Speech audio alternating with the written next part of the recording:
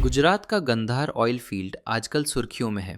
Oil and natural gas corporation (ONGC) ने यहाँ अपना पहला full scale carbon capture and storage (CCS) pilot project शुरू किया है।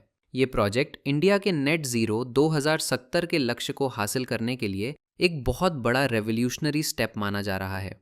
न्यूज़ की गहराई को समझते हैं। आखिर ये प्रोजेक्ट क्या है? इस पायलट प्रोजेक्ट के तहत ONGC अपने हजीरा प्लांट और दहेज के इंडस्ट्रियल यूनिट से निकलने वाली 100 टन कार्बन डाइऑक्साइड प्रतिदिन को कैप्चर करेगा। इस कैप्चर्ड गैस को पाइपलाइंस के जरिए गंधार लाया जाएगा और यहाँ के 2 अबैंडन्ड ऑनशोर वेल्स के जरिए ज़मीन के नीचे इंजेक्ट कर दिया जाएगा। ऐसा करने से ये ग्रीनहाउस गैस एटमॉस्फेयर में जाकर ग्लोबल वार्मिंग बढ़ाने के बजाय हमेशा के लिए पत्थरों के बीच ट्रैप हो जाएगी।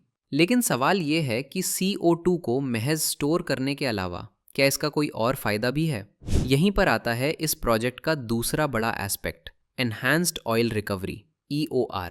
जब CO2 को सुपर क्रिटिकल स्टेट में पुराने रिजर्वॉयर्स में इंजेक्ट किया जाता है तो ये एक सॉल्वेंट की तरह काम करती है। इससे तेल का गाढ़ापन कम हो जाता है और फंसा हुआ तेल आसानी से बाहर निकल आता है। जानकारों का मानना है कि इस टेक्निक से मैच्योर फील्ड्स का ऑयल प्रोडक्शन लगभग 10% तक बढ़ सकता है। इस स्ट्रैटेजी को सफल बनाने में गंधार की जियोग्राफी का बहुत बड़ा हाथ है। जियोग्राफी की दृष्टि से देखें तो गंधार ऑयल फील्ड गुजरात के कैम्बे बेसिन के जंबूसर ब्रोच ब्लॉक में स्थित है। ये फील्ड करीब 800 वर्ग किलोमीटर में फैला हुआ है, जिसकी बाउंड्रीज उत्तर में दादर रिवर और दक्षिण में नर्मदा रिवर तय करती हैं।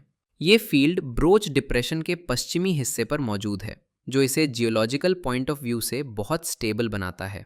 इस फिजिकल लोकेशन के साथ साथ यहाँ की हिस्ट्री और जियोलॉजी भी इसे इस पायलट प्रोजेक्ट के लिए परफेक्ट बनाती है। गंधार फील्ड की खोज 1983 में हुई थी और आज ये इंडिया के सबसे बड़े old oil fields, mature fields में गिना जाता है।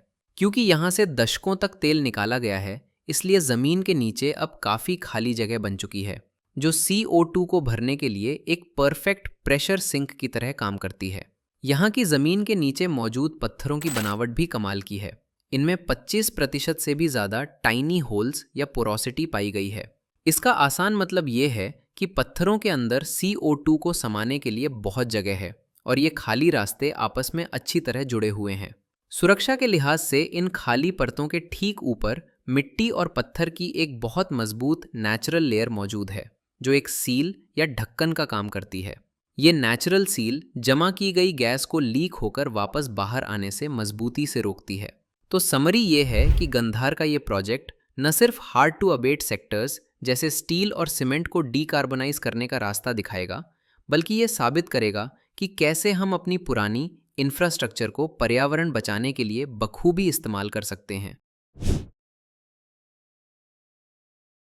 30 साल के लंबे इंतजार के बाद गुजरात ने आधिकारिक तौर पर अपना टाइगर स्टेट स्टेटस फिर से हासिल कर लिया है। दाहोद जिले में स्थित रतन महल वाइल्ड लाइफ सेंचुरी में एक नर बाघ की स्थायी उपस्थिति को NTCA national tiger conservation authority ने कंफर्म कर दिया है, जो वहां पिछले 10 महीने से रह रहा है।